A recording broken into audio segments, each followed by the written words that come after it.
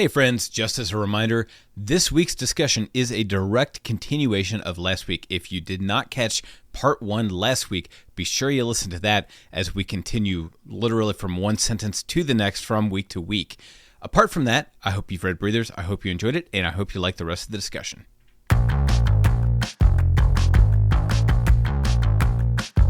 Well, I have another comp, and it's another one that it's not one-to-one, but I did think of it multiple times as I was reading, and I'm wondering if it hits you at all.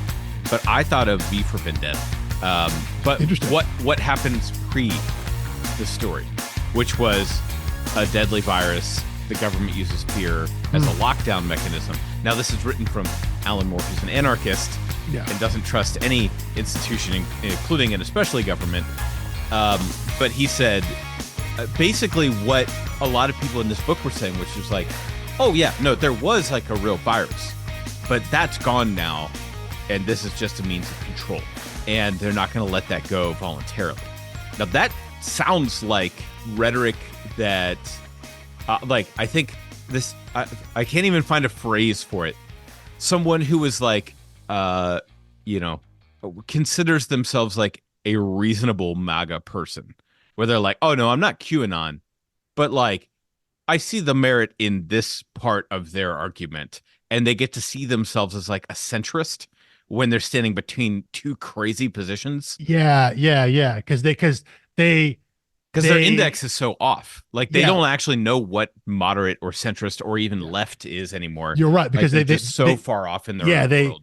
Because they can position themselves like, of course it was real, and there was a time there we had to do all these things. That's true, but then there's my galaxy brain, because my third eye's open. I know it's gone now, and so we can go. But this is the argument from like October of 2020. Yeah, people were like, "Oh, sure, yeah." I now admit, I didn't admit then, but I now admit that there was a COVID virus that was dangerous, but we flattened the curve. We did whatever. Mm-hmm. We wore masks for 2 months. What do they want from us? Jeez. Yeah. And it's like, we got to get back to life because the economy. Yeah. And and I think it was a certain type of sophistry where people got to feel wise for saying like, oh yeah, sure, I acknowledge X, Y, and Z, but now hear me out with my very reasonable position. It's like, no. Like, this is not, it's not reasonable because you said the word reasonable, or because you're acknowledging quote unquote both sides of something. Well, I think that's it right there. The both sides, because those people can point and be like, oh, good. I'm not one of those crazy that said it's never existed. Of course it existed. Everyone knows it existed. Everyone knows there was danger. It's just that we're not in danger anymore. Right. And it's a type of gaslighting, right? The person you're talking to, you're trying to make them seem like they're the extreme. They're the crazy ones. Yeah. And I think that is the, oh God, you're right. I can't. It's insidious. I can't think of another word other than more reasonable craziness. But like that, the phrase I'm thinking of is well, in but their that's mind. like that's tragically a very real thing in our culture. Is like, but I don't want to call it reasonable. We have different gradations of crazy. And there are more reasonable versions of crazy. They're still clinically crazy. It is more insidious. It is almost easier for someone's to be so out of pocket, right? To be the person who denies everything. As dangerous as that is, there's a way to be like, okay, well, you clearly, like, you have no idea what's going on. Like, your connection to reality is completely gone. Versus the person who is like halfway in, and who acknowledges that, oh yeah, see, we agree on A, B, and C, but then when we differ so wildly, and it's you're right. It's like they get their hooks in early, a little bit, They try to hook a little bit and then take you off. And you're right. There is something more insidious, more dangerous about that, because that appeals to a different. It's a person who who knows how their views look. Yeah. But they still have an emotional attachment to their views, but they're trying to rationalize and make themselves feel reasonable. Yeah. So it's a person with enough. They're better at PR and messaging. They're better at spin.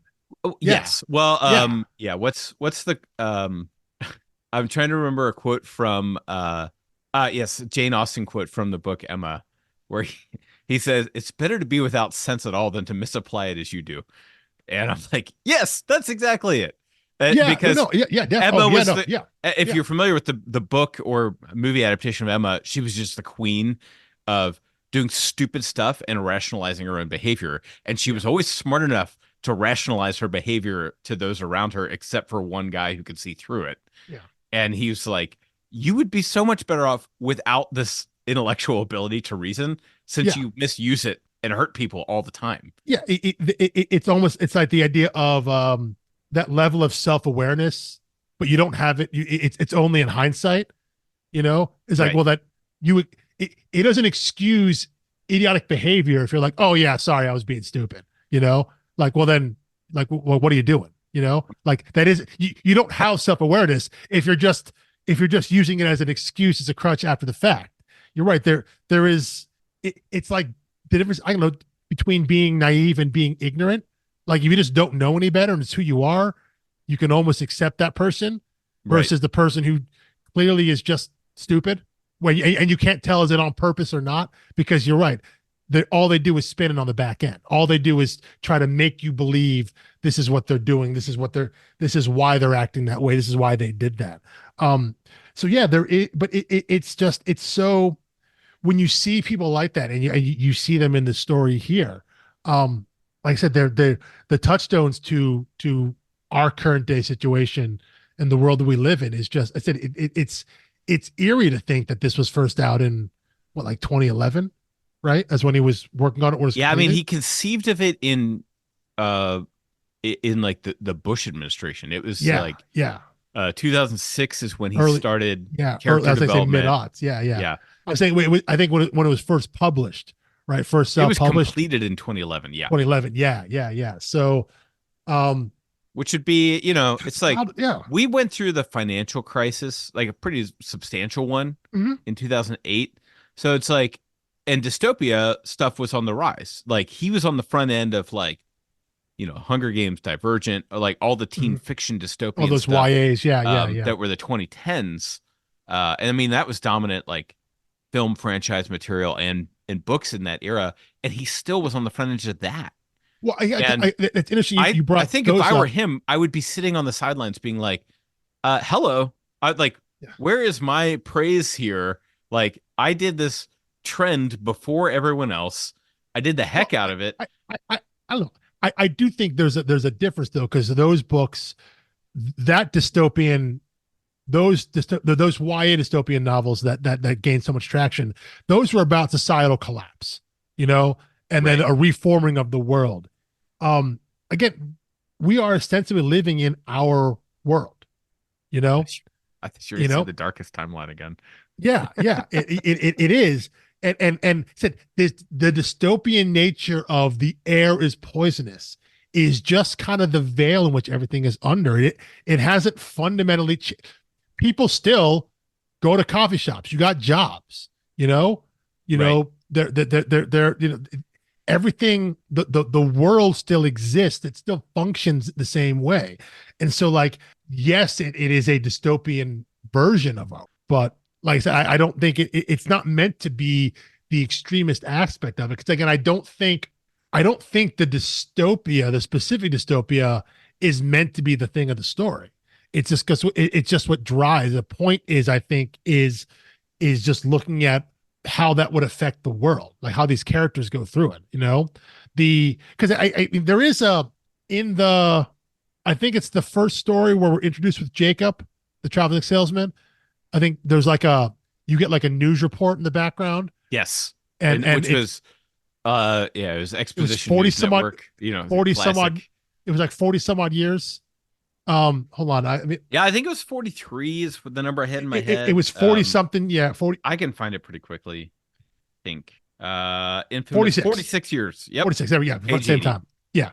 So, and you find out, okay, so it was this airborne toxic, this virus that was released through a biochemist, a bioscientist, is their compound, and that's what killed the world. They killed the air, and like that's all we get out of it. There's no investigation into, the story isn't about what happened.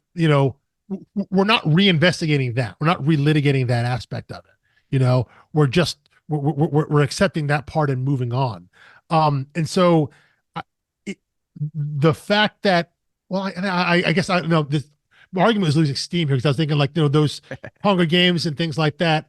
In Divergent, I guess there is something about how the world ended. Hunger Games isn't about investigating how we got to the world of Panem. But so I was going to say was that Breathers isn't concerned about this, why the world is this way, Right. And in a lot of ways, it's not about fixing the world, because ultimately the air is still poisonous. People Right. still need breathers. You have to get the vaccine. So we haven't fixed the world per se. It's still broken in the same way as it was. We've just now given people the ability to exist a little easier in it. So the dystopian nature of Breathers, I don't think is a major driving point, like it is in some of the stories that were coming out and were being popular at that time. I guess really kind of post 2008, post financial crash. But this book is interesting, though, to think about in the immediate wake of that. Right. Like, are the breathers and the air being toxic? Is there another potential layering or meaning of this if you read it in 2011, a few years after the crash of 2008?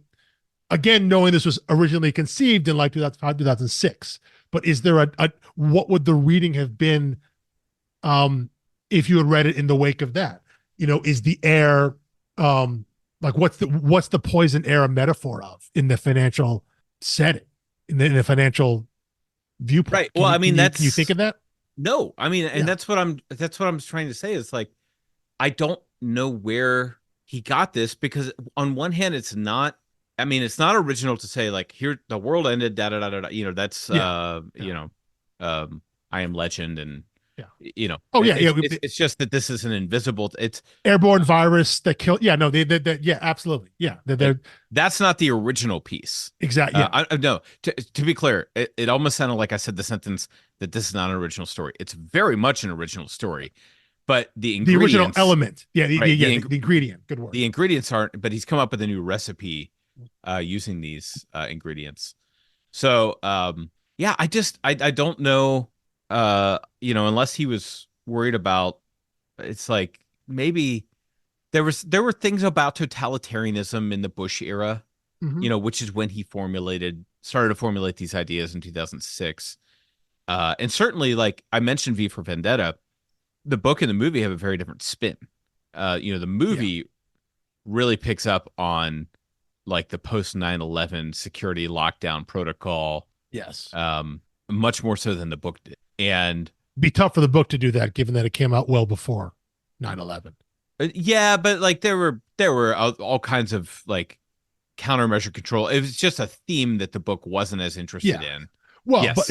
yes, but the book was well before 9/11. The idea of the police state was much more not palatable. It was much more in the air post 9/11.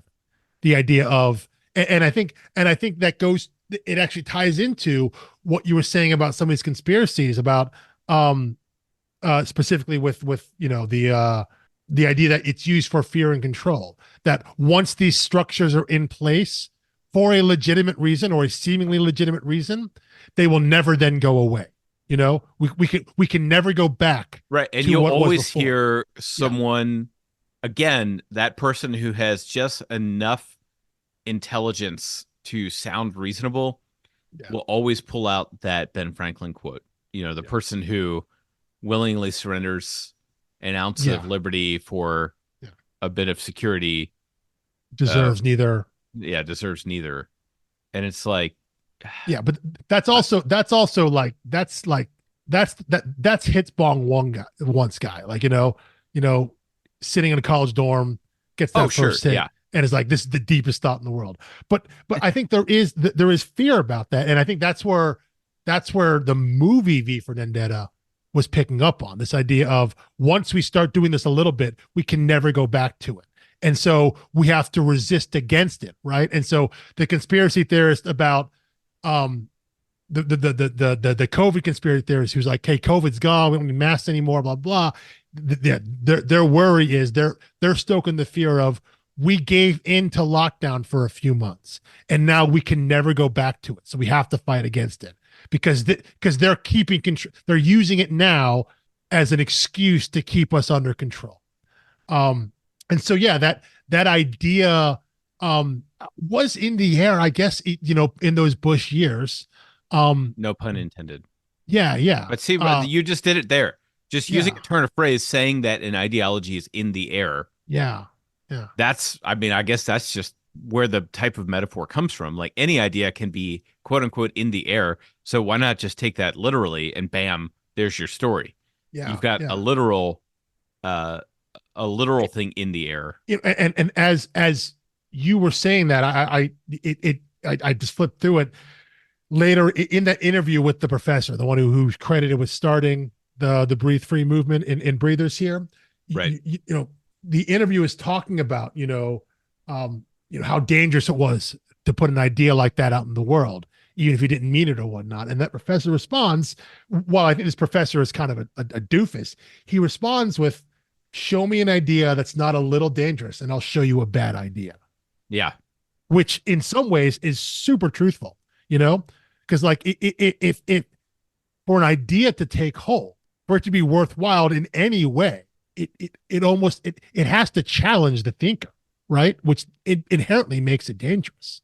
If you're going to change the world, big capital C, capital W, for either good or ill, there's danger in that. Yeah. Oh, so intrinsic in any idea worth hearing. Yeah. Can be pushed to a radical extreme, which is like, that's why it's a logical fallacy to say reductio ad absurdum. But when you push an idea to its absurdity and then you break it and say, well, see, it couldn't be true. Yeah. Since if I push it to this extreme, it's like, no, but that's not how ideas work. Yeah. It's literally a logical fallacy. Yeah. The movie I think we just described Inception. But yeah, no, I think there is. So when you talk about the larger concept, as I said, I use a phrase without thinking of it, in the air, right? Right. I use that phrase because we just know and accept that phrase that that you can put something out there and posit an idea, and that is a thing that can change for good or for ill. And so I wonder what Madson was getting at. Maybe you're right, maybe it was just the literalization of something in the air and him taking that idea and running with it, because he already had this visual in his mind of someone wearing a gas mask, as it were, wearing that face mask, wearing that breather, and melding those ideas together and getting to something that I'm sure at the time he felt was pure science fiction. Well, and speaking of Inception, do yourself a favor, if you haven't read it, just Google Gideon Falls and look at the main character. Now, Lemire did one of the variants for Lemire Kent did the variant number one, which means he was familiar with breathers, whether he'd read it all or was just aware of the concept. And it's the little girl wearing the mask. Mm-hmm. And then he writes this whole series with Sorrentino about a character who's wearing a mask all the time. Now his is just like the medical mask. The kind of mask that we were seeing around our world in 2020. Yeah. Right. And then Lemire did that in 2018, which something I guess would have been probably close to simultaneous as to when he was doing that variant for the 2019 publication of Breathers.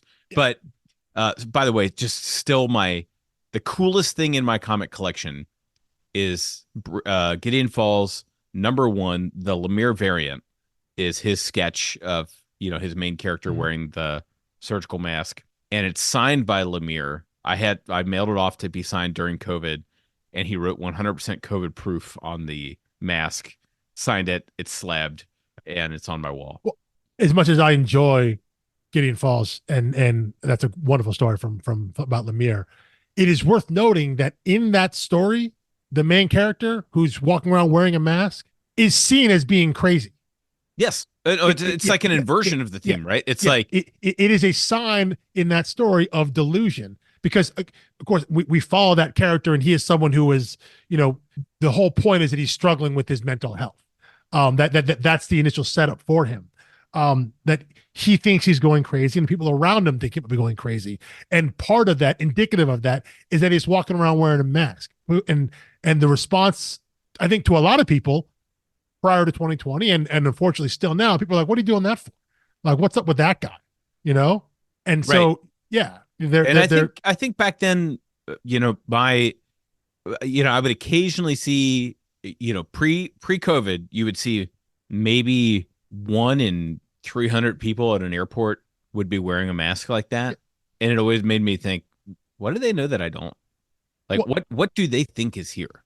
Interesting, because the way that I always saw it, if I saw someone wearing a mask, my assumption was that person is sick and shouldn't be out, and the mask is protecting us from them.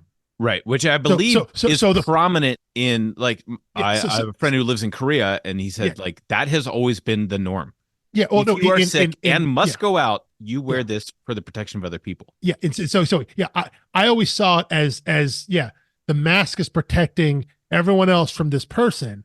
And my thought was always, well, listen, if you're sick, I'm glad you're wearing a mask. Congrats. But if you're sick, like, stay home. Like, what are you doing? So I always saw it as that way. And of course, now we view masks in a different way. Now I wear a mask now to protect myself from everybody else, but that was not the way that I saw it prior to 2020. Right. It's just very hard for me not to use the Dark Knight Rises quote when he's advising Robin, as we find out his name, to wear a mask. And he's like, I don't need to wear a mask. I'm not afraid. He's like, it's not for you. It's to protect the people you care about. Yeah. Which was like the ultimate quote of 2020. Yeah. But no, anyway, I think there is interesting context there about how our perception of an item and its use can change, and I think when you look at something like Breathers, again, this book starts to come out, and immediately all the context we have for reading it is changed, and there's nothing that Madson can do about it. That his book, whatever he was trying to say or wanted to say or commenting on our society, whether he was thinking about the way that our society could be if this actually happened, only to have it then actually reflect in the real world, like, he loses all control of that. And this book comes out, and now it can only be viewed through the lens of COVID, and right. That's got to be such a strange and odd feeling. It is like, I don't know. It is like, I think about music that came out right around and before 9/11, right? And that, like, a song can get co-opted, and now that's all it means, Oh, sure. Yeah. It could only be played in a certain context. Well, I mean, okay. How about we'll move away from something so drastic. The Elton John song "Candle in the Wind," released, I think, in the 70s, is now synonymous with Princess Diana's funeral. Well, yes, but he or also maybe it's not. Well, yeah, I mean, he rewrote it, but I think when you hear either version of it now, you think of okay. You know what? Here's a terrible example, but I'm going to use it anyway. Even better. Save me from my mediocre example. It is post 9/11, but just prior to 9/11. I believe I'm going off the dome here. So if I'm wrong, you can correct me. Someone can. With 9/10, Enrique Iglesias had released the song "Hero." I can be a hero, baby. That one. Thank you, because I was definitely not going to do that. Oh yeah. But yes, he released this song "Hero," which is a fairly absurd song. Like, it's an absurd love song. Yeah. That just becomes completely co-opted. Because the idea of what a quote unquote hero is changes, right? Right. On another scale, I think about I was going to say the Sarah McLachlan song that is now synonymous with dogs Yes. in rescue shelters. It's like, there's Yes. no way that's what she had in mind when she wrote it. But Yes. now I think of Sad Puppies every time I hear that That song. is true. That's Angel by Sarah McLachlan. That's the ASCPA song. Of course, she's in those commercials. So I think great she lends a voice to application. that. Yeah. Yes. Yeah. No. Like a great application. She's totally within her right as an artist to do that. Yeah. But when she sat down and put pen to paper, I'm not sure she was thinking of rescue animals. Probably not. It is, it's the other one of the I can think of is American Idiot by Green Day on that album, which is a response. That album is a response to Bush's America post 9/11. There is a song that is "Wake Me Up When September Ends." That was right. That song was written about, I think, like Billy Joe Armstrong's father had passed away in September, in the month of September, not like years prior. So the idea of "Wake Me Up When September Ends" was a response in thinking about that. But of course, you can't say September post 9/11 right. And have anyone think of anything other than that. And which is interesting because as you're saying this right now, my interpretation of the song was, that the country is still in reaction mode. Yes. From 9/11. Wake me up when that ends. Absolutely. And that's how everyone read that. Yeah. Everyone read that. And I think that, there was like maybe a story tells about that. He talked about that's what that origin was. But when you include that song in what is your direct response album to the world that we're in, this post 9/11 George W. Bush America, whenever you wrote that song, whatever context it was in, when you include it with everything else that's there, it changes what it is. And you, as an artist in that case, I think you lose control of what that narrative is. And I think that is something and I don't think that's the end of the world either. I think it's just like, that's actually how things get cemented in history. Is when something goes beyond your wildest expectations. 100%. And I'm always curious when artists talk about that, when things like that happen. On one hand, you are then, you're right. It gets locked into a certain time and a certain idea, but that could be completely counter to what maybe not your intent was, but what the driving inspiration was for you to create that art to begin with, and it is the idea of, once you've created the art and you've released it out into the world, you lose control over what happens to it, right? And how it's interpreted. And you see artists all the time try to fight against and say, no, this is... that would be mine. Yeah, I would be fighting against it. And I really admire the people who can this is what it's supposed to mean. This is what I meant by it. And then there are some artists who are like, well, yeah, this song means this to me because this is how I was feeling when I wrote it. If it means something else to the audience because of their life experience or what happened in the world, that's great. There are artists that can do that. And I'm always curious about how creatives feel when that either happens to the work, either intentionally or unintentionally. Like with Breathers here, like nobody co-opted this work. No one used this to change the way we think about our world or society. But because our society changed, we can't look at this work any other way. It isn't like, we had been using music just prior to this, right? Music can be co-opted.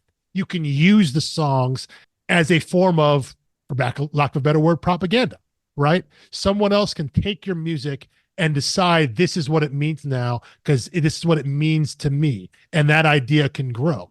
That didn't happen with Breathers. The world just changed. The world became more like the comic. And so now it takes on a different meaning.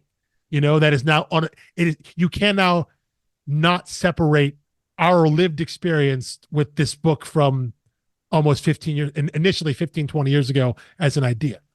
So I wonder how, and I said, you're right. I hope we get to talk with Justin about this, about how you feel about that of whatever intent you had potentially just being gone now because forces outside of anybody's control change the world to where your work of fiction, your story now is just about the thing that happened. You know, Right. Yeah, I mean, there's no veil between it now. It's almost too literal. It's right. It's almost too too like lit. if you Yeah, wrote it now, it would be so on the nose exactly. Yes, that we, yes, yes. we'd be critiquing this thing. And I think that's the important thing. Like, I like my first question, if we get to talk to Justin, is going to be, how did you resist the urge to put a big banner on the front cover of the trade that says, as originally published in 2011? Like, Yeah. it's in a note after you've read the At entire the at book. the end, yes, Right. at the He very is end. not concerned with looking like this is a reaction piece. Uh, and I have so much admiration for the artistry there, that he's so confident in his work and what he's done. And he knows that it's not a I, reaction. I hope that's the. I agree with you. I hope that's the case. I hope it is. I, It is. I would be stunned if someone at Dark Horse read this and didn't say, we should really like highlight that this came out before all this. And I think like there's just no way that the editor or the person in charge of sales wouldn't say, let's herald this as a prophetic piece rather than a reactionary piece. And he's like, no, just my cover, breathers, big thick book. Let people will figure it out after they've read the entire thing. I don't know. So that is what I'm really curious about. Because I just internally was like, I hope everyone knows as they're reading this from our zero episode. Like, I hope, and I think that's what the zero episode at its best can do. We're setting up, here's what you need to know before you read this piece. Because Yeah. if you read this and saw the publication year, 2022, 2020, well, 2023. Yeah, yeah, whatever it 2023. was, Mhm. you would think, so what? Like, Yeah, big deal. yeah, you 100% would think that this is it's a reaction piece It's like, without okay, question. he didn't use the word COVID, Yeah, yeah. Other than that, Yeah, like, what did he he's do? trying. Yeah, you would almost be right to think he's trying to say the thing without saying the thing, you know. And you'd probably think, oh, he's being too clever with it. By it's not just a mask; it's actually you you're not just breathing through the mask; you have to breathe with it, you know. So it's like, oh, you could easily see him being critiqued for, yeah, you're right, being too on the nose, being too literal, you know. Oh, for targeting and demonizing the the the people who don't fall in line, you know, aka the conspiracy theorists, you know, the free thinkers. You know, you could see him being criticized for not giving them um I don't know, a fair shake or whatever, you know, by characterizing them as all being um dangerous and to the larger world. All that would have been, okay, maybe not fair criticism, but probably expected criticism if Right. if this book had been conceived and written in a post 2020 world. Yeah. Yeah. So, wow. I mean, I can't think of what else to say about it other than I'm just in awe of it. Um, I I love not just what the story is, but the way the story is told. Um, and as far as the artwork goes, I do think like the hand thing, just circling back to that, I think would have bothered me a lot more reading it in black and white only. Um, but I think Hmm. the coloring kind of polished the art a little bit. Where it's That like, could be. Yeah. it kind of looks like crude sketches in black and white. Yeah. I And mean, there is, yeah, there is. I mean, I think you can see that in his, I mean, when Lemire works in black and white, it's very similar versus to when he's colored, and there's all of a sudden there's texture and tone, and even the color is fairly flat, like it is here in this book here. yeah, so I Um, think you read the Zero issue, which is in the back of the trade, yes, yes. but in this It's fully Mad colored box I though. have, It's right. still fully colored. Yeah. Well, and it's the cover is partially covered. This is from the Just Mad box. I don't know what year this is from, but it has uh, a weird size and format, like looks like at home printing Probably. of this, and it's a weird little Zero issue, by the way, which we should talk about Mhm. because and it's got this letter from him. This is before, all this stuff came out, but it's just a story in the world, not with any characters he intends to follow or circle back to in any way. Well, It's kind of like an ash can, right? kind of. Well, Well, no, yeah. an ash can would have the real characters, Well, right? but Because you're no, trying to license the no, characters in an ash isn't can. the character who dies, who's having the affair, Yeah. isn't that Toby's friend from the coffee shop? Oh my gosh. Kolick or something like that? It didn't even register with me. I think it is. I think that's I Which, think by he the ends way, up if you notice, to my point, the hands only have 4 fingers on them in Zero. on that cover there. Yeah, yeah, yeah. Well, and in the book, Oh, okay. Oh. first panel of the book is two 4-fingered hands Oh yeah. folded on top of each other, and I doubt he updated that in the trade. But I have been betrayed before on this podcast by someone sneaking something into their trade that was not in their single issue. That is true. Yeah. Hold on. Let me see here. Shout out to Will Morris. Okay, so it's fully colored, but no, that is the same. That's page 418, by the way, for those of you with the trade referencing what we're referencing, trying to keep up with everything we're doing. But yeah, those are 4-figured characters, and that is a crazy looking space between index and middle. But there technically is no middle with 4 fingers. But yes, but I said, so the idea is, I want to double check though if that is. Throughout the main story, the fingers all get thinner. Well, actually, 1, 2, 3, 4. Yeah. No, they all have 5 fingers throughout the regular book. Yeah, they do. They do. Yeah. So the Zero is, I bet it's a true Zero. It's like, yeah. This is, it's not a retro thought or like just a little stories in the Breathers universe. Which, by the way, you could tell infinite stories in here. You could go back and do the prequel of like, what was it like when things were shutting down, which I think would be, there's no way that wouldn't be reactionary now to do the 46-year ago prequel. Oh, well, 100%. Yeah, yeah. However, to do the 10 years from now thing, to say like 10 years from now, vaccine's been in the world, the virus is still in the air, but most people are vaccinated. But are there still a faction of people who cling to their masks even though they're vaccinated? Are there people who refused the vaccine? Are there people who adapted to it? Are there people who I'm trying to think of. Well, no. I'm trying to think of the Aaron Rodgers. What was his terminology? Oh, immunized. I'm immunized. Yeah. Well, but vaccinated. But I think also you could then continue on with the conspiracy idea of like, oh, someone died.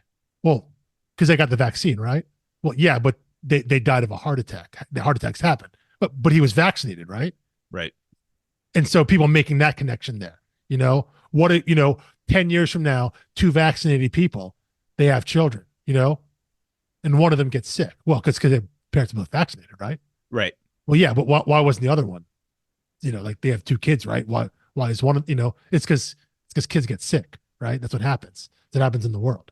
So you could still spin that forward and still play that conspiracy theory of what happens, after the fact, which I think would be more interesting to me. I don't. The prequel story I would find less interesting, and though I'm with you, you could continue telling stories of the world here, set in the same time frame as the main Breather story. The story I'd be interested in would be the next one, the sequel. Yeah, and like far enough down the road that we don't have to talk about the original like pandemic thing of it all anymore. Yeah, this is now just like. The veil is down on our conspiratorial people. So anyway, So I am. You're scrolling. I see that. Yeah. No, I was double checking. Yeah. So. Oh yeah. So you read this in digital trade, right? Yeah, I did. Yeah. How is it in digital? I mean, what do you mean? I was reading the physical. It's a big, beautiful, Dark Horse trade. It reads fine in digital. It reads good. I guess I was like, never mind. You just do proper pages. You don't do like guided view or anything. No, you never. The most anti-guided view person. Yeah, no, guided view is terrible. No, what I was double checking is so at the end of the Zero issue, at the end of that preview issue, the Python, the guy who ends up killing our main Yes. character we're following, he called, "Hey, are you Kohler? Whatever." The guy's name Oh, is that's right. Kohler. That's the only time we Yeah, get his name. we get his name there, And he and he's doesn't say yes, but he's like, I keep staring at him. yes, So that's basically a yes. and Yeah. then if I and thought that so was a funny I line. was scrolling back to the very beginning, which is our first story with when we meet Toby and Huck in the coffee shop.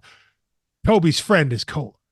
So that's the person that he goes up to Huck and tells, he gives him the story about the wealthy bachelor, and that's why she comes over and gives Toby a number and all that. So that is the character. So that is I'm guessing like a just kind of he kind of retconned that back in and made that character Toby's friend. Because we don't see him again, in the rest of the story. Right. Toby meets up with him at the coffee shop.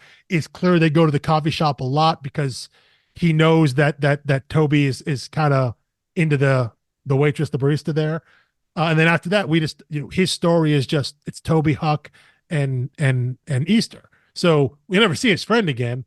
And then the zero issue tells you why. Because he gets murdered by a jealous husband. So Yeah. as one does, I guess. So Yeah. I do like that the preferred method of murder here is using the built-in air. Even people with guns.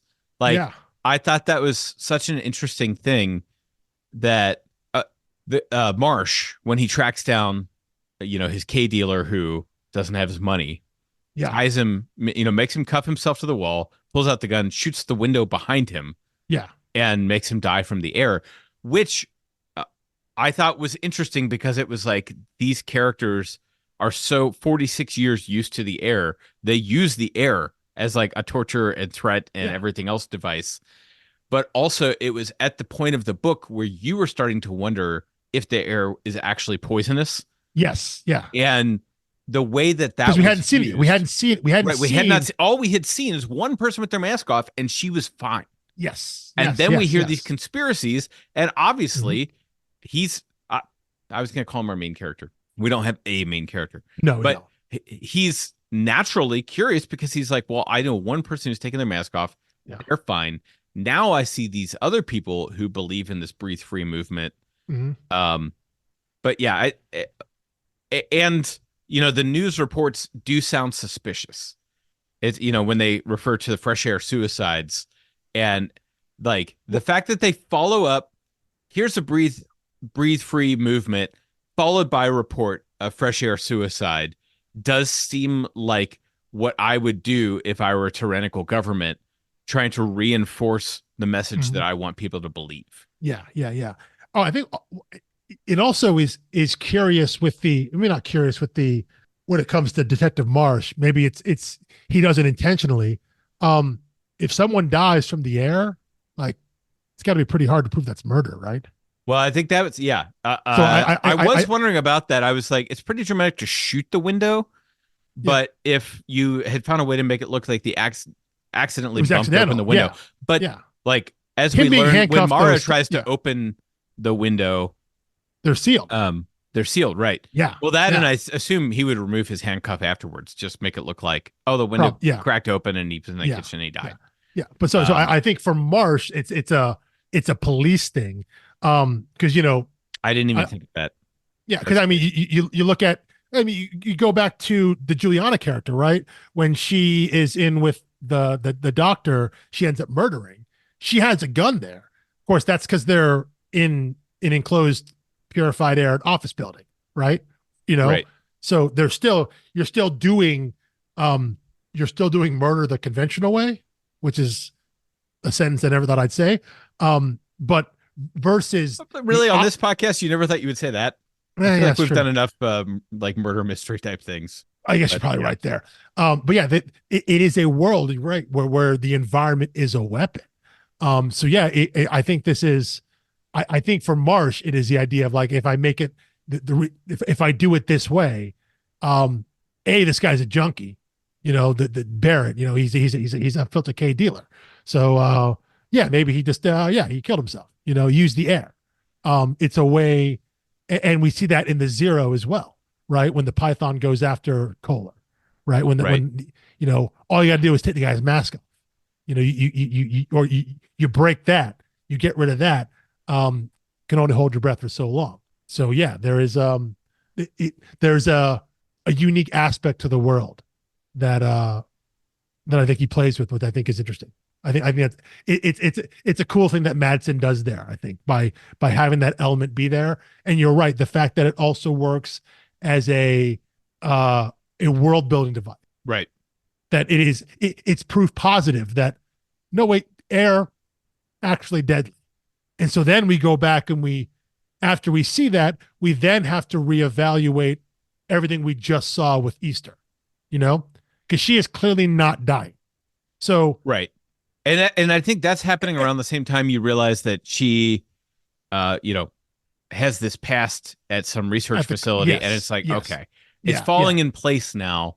Yes, like these what's elements, actually happening. Yeah, but it's that torturous thing of like the character who needs this information is not doesn't getting have the information that we're getting. Yes, Right. yes, We yeah, just yeah. saw the air is bad, and there's a reason that Mhm. Easter is immune to October. Is that his name? Toby. Yeah, October. Yeah. yeah. But he has the conflicting ideas of Easter is breathing without a mask, without a breather, and she's fine, but we're being told the air is toxic. How can these things in his mind, those things can't be true.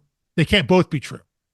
So yeah, he's struggling with it when we now, the audience, we the reader, understand how they both could be true, how both these things can exist. But yeah, we see Toby struggling with it because yeah, he just doesn't have the information. He doesn't. And he's in the spot that the majority of people would be in, which is why he's not going out there telling people that his sister can breathe without a mask. It's why he's keeping that a secret, even from Huck. Right. I think he understands. It's like he's trying to figure it out for himself first before he goes and tells anybody else. He's dealing with it in secret. It's why he's quasi interested in the breathe free movement. It's why we see him like eventually try and take that leap, not even metaphorical leap, but like when he step outside and Huck happens to be there and literally saves him. But Toby doesn't even know in the moment if he just got saved or not. Like he's still in that moment, he's still confused of like, maybe I could have been okay, and it's like, it's that gnawing bit of him of not knowing, when we, the reader, we've been shown that yes, the air is deadly and there's something different about Easter. But because Toby is of the world, and not the same everybody else, because this is the world all they know, they can't reconcile those two facts. Those two things can't both be true. So yeah, the flashback story is not just to give us this intertwined history of Juliana and Marsh, of showing. It's not just showing how Juliana got to where she is, and it's not just that interconnectedness of, again, saying, look how clever I am, how I tied these stories together. There's a larger world building bit there of, that's the first time we saw someone die by the air. That's confirmation to the reader that eases any of our potential questions about the world that the characters still have, but he wants to make it clear to us, the reader, that no, this situation is real.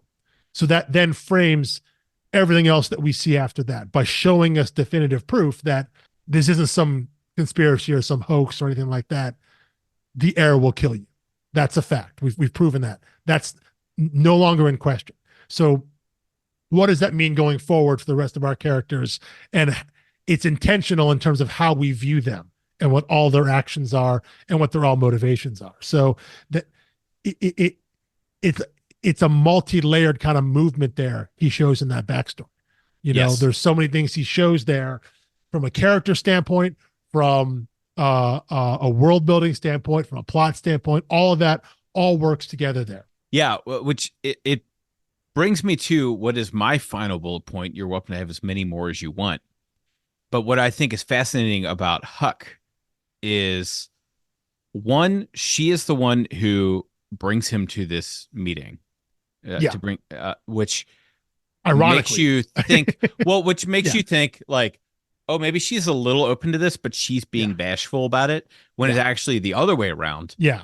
And then when you find out she's in his house, she's still wearing the mask, and she's reluctant to take it off because of the scar on her face, and you're like, oh, she actually has a vested interest in society being masked because she wants to conceal her face. Yes. I think in his mind, he's like, oh, so she's not some super principled person. There's some self-interest tied up with her. She may be feigning more paranoia than she feels. Mm-hmm. And I thought that was an interesting dimension, because I think there was a lot of, in our world, masks had become, I wish people could feel the weight of the eye roll. They had become such a like political statement, such a self-expression of like, and then when then it was like, well, yeah, you're masking, but are you double masking? And is that a K95 or is that just a regular surgical mask? And it was like all of these stuff, where people were reading into it, and you either looked like you were not taking it seriously enough, or you were taking it too seriously based on who you were talking to. And it was like, can we just have like a CDC guideline based on data and then follow that, and not have it be like a heavily politicized thing where everyone's making a statement all the time and everyone's reading into everyone else's actions based on nothing.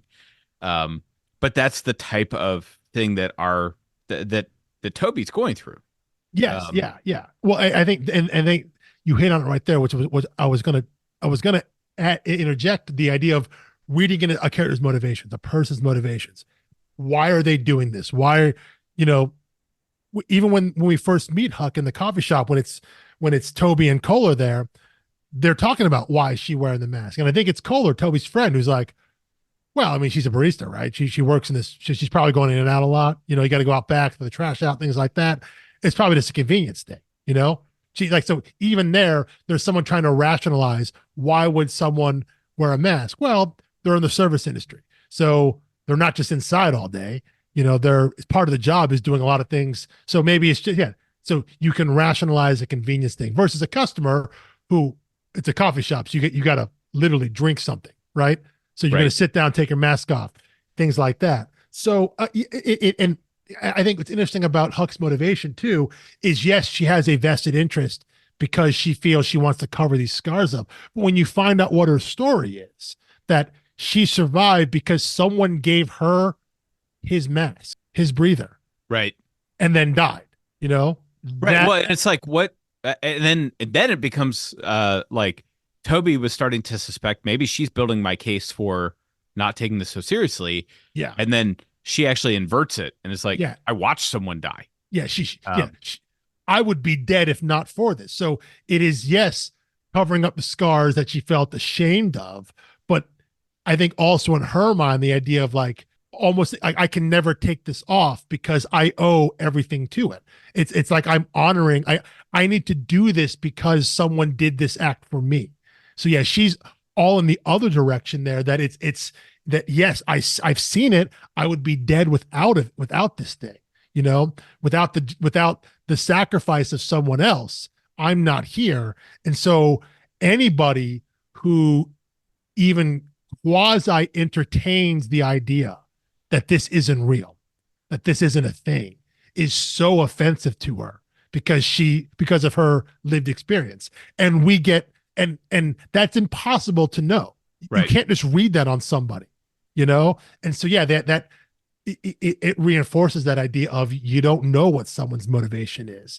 And to try and put motivation on there, because again, the reasoning that Kohler came up with, Toby's friend, was, it's just convenient, she does it just for work, and that on some level makes a whole lot of sense, right? If you got to put a mask on every time you go outside, and you got to go outside multiple times in a work shift, that just saves time. Leave it on. Who cares? You're breathing either way. And yet the answer is so much more complicated than that, and it reveals a depth of character that you can't ascribe just by looking at someone and saying like, what are they doing wearing that mask? Which is, as you said, the only thing that happened in our world once masks became a thing. You always had to think about, why is that person wearing a mask? Or why is that person still wearing a mask if that's Right. how you lean, you know? And you can't just we the royal we of society just couldn't accept that someone would decide to still wear a mask. We have to think about and question their reasoning why. You know, we couldn't get past the idea that everyone has their own reasoning and accept that. You know, it's like we felt we had to challenge everybody and their motivations. You had to justify wearing a mask. You know, you had to justify your actions versus just letting people do what made them feel comfortable for whatever reason behind it. You know, and that's it. Just that it's just another one of the aspects of the comic that again was just so prescient to our world. That's not even what the comic is commenting on. You know, that isn't even really a main point of this of the story, but it's something that is conveyed through character, just the way the story is told. You know, it's an extra layer that, you know what, I don't know if you would have gotten, that maybe not, maybe we wouldn't have picked up on as much if we hadn't lived through the era of having to wear masks around. You know, it's one of those things that becomes so prevalent because it's the way it's presented to me as I'm trying to separate the reading current day of the comic versus when it was originally created. I think no, I it's wouldn't just have registered any of that. Yeah, all you see it is, oh, we're just getting character. We're just getting Huck's backstory. You know, we're getting Huck's backstory. There's a tragic backstory. Oh, she got a scar on her face, and you would only see it from her perspective, which is the way it's presented. Versus, I think the way we look at it now is we can see it from everybody else's perspective, from the way it was initially shown in the coffee shop, of people thinking about and commenting on why is she wearing a mask indoors. You know, we now view it from Toby's perspective of being with this girl, being with this person who he seems to like and connect with, but like, why did you take the mask off? You know, we're indoors. Like, we're all good here. Like, why, you know, to the point where he hands her a beer and she's holding it. And it's almost like he has this moment of like, is she going to drink it? It's like he has this moment of doubt, right? Well, he like, says something like how it'd be, you know, I think tongue in cheek, it'd be easier to breathe that with, or to drink that without the mask on. He says it tongue in cheek, but you can kind of sense in him. He's like, he hands her the beer, and we have the reader. No, we haven't seen her take her mask off. It's like, well, what's she going to do with the beer? Is she like pour it through the filter or something like that? You know? But we now think of it in terms of from Toby's perspective. We're now thinking along with him of being the person who's questioning what's she going to do? Why is she still doing without this? wanting to pry? Yes. I mean, that's his thing. Yeah. Without the lived experience, you would just be, I don't think you would question that. You would just be taking that information in. And then when you learn, oh, it's all about, we get Huck's backstory, you go and you accept that. I think now you look at it and it just becomes another, not an indictment, but it's commentary on the way that people who wore their masks and wear their masks were viewed.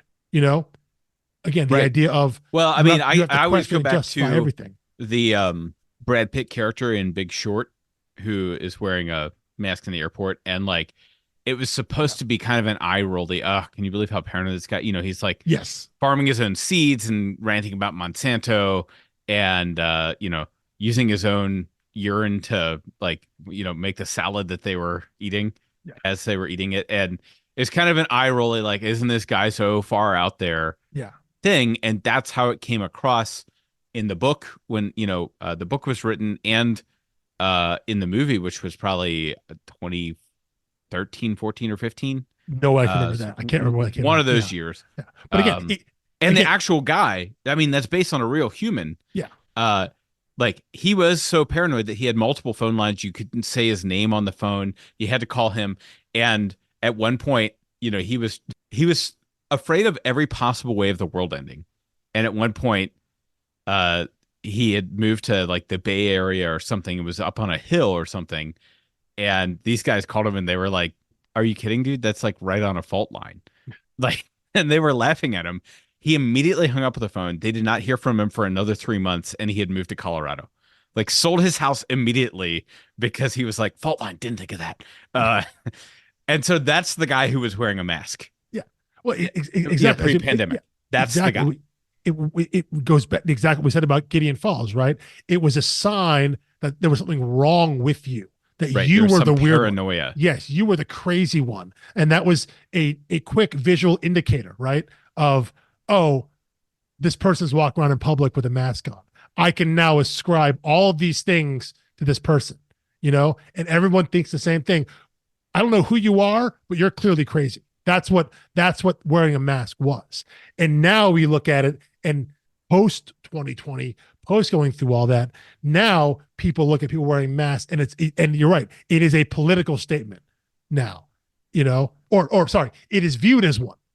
It is viewed as one Right. by segments of society, that you're wearing this for a reason because you're trying to say or communicate something.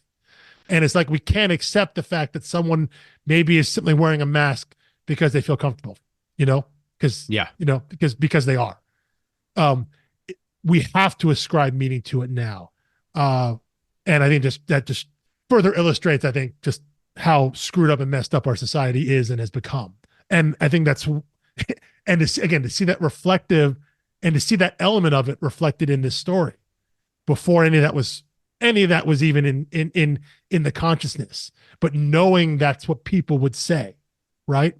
This understanding enough about society and human nature that in a world where you have to wear a mask outside, there is still a situation where wearing a mask is noticeable by people, Yeah.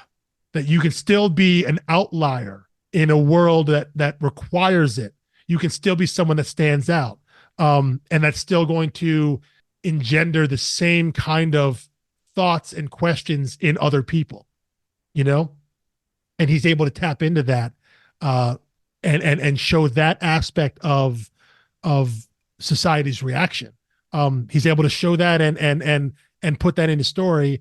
And when you read it now, it just, again, another thing that feels so eerily prescient. Right. Yeah. Yeah. Yeah. The only other note that I thought of, this was not pre-written down.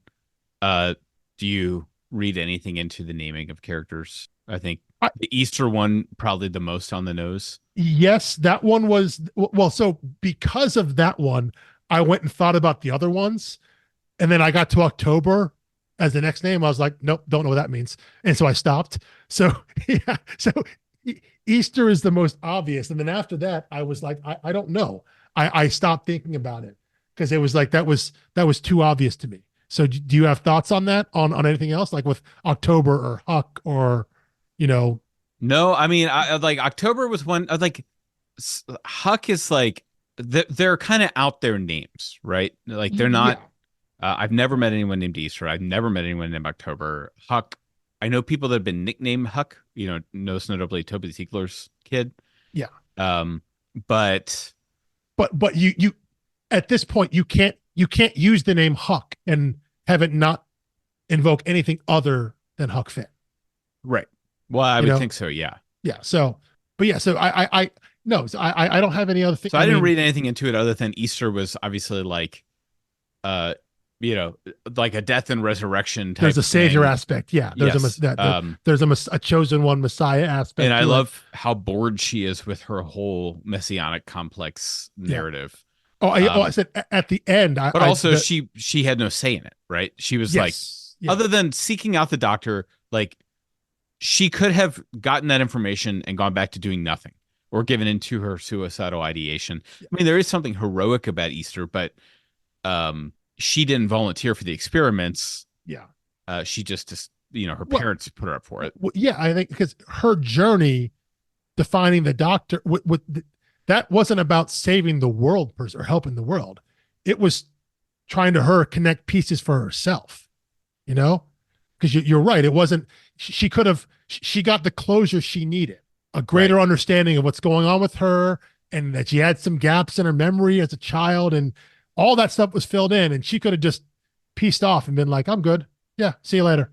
But yeah, her ambivalence, I guess, at the end, the conversation at the end there, when Huck and Toby go back and meet her, Um, I love the fact that Easter's smoking. Like I know. that Yeah. you know, Like like we got clean air, so let me do this. yeah. And I'm the immune one. I didn't get it. I'm the one who's good at this, so obviously I'm going to smoke now. But no, you're right. That ambivalence towards her, how everyone she's interview requests and do all this stuff there, and she's just like, no, man, I want to live out here and do nothing. You know, I did my part per se, and it seems she's just content with that.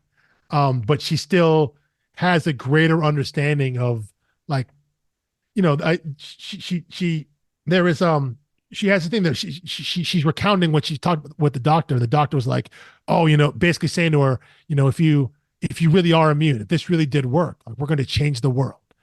And Right. and in some ways the doctor is right, but we look at Easter's attitude and she's like, I don't know. She said, is anything all that really different?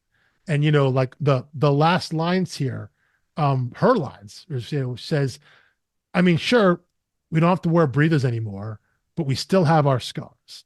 No amount of vaccines is ever going to change that. The Yeah. idea that all that's different now is that and I think it goes back to what I was saying before of this book wasn't about the world isn't fixed.